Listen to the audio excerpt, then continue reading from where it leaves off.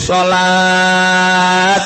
yaitu nabiha bihuquqiha ngalaksanakeun salat kalawan hak-hakna salat. Urang ge osok salat osok kadeule malah gegedeuna mah hayang kadeule kajeun Allah mah ja-nya nama gaib ieu gaib iman penting mah ieu bae jelema tatangga supaya neuleu bodoh ka masjid ge dak heuy ayo ka masjid ayo padahal hayang ka alam eta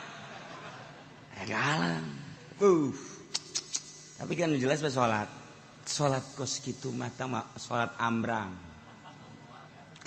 tah lain salat ambrang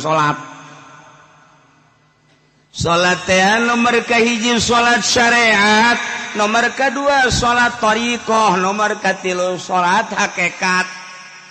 Salat syariat mah nu dijelaskeun ku Gusti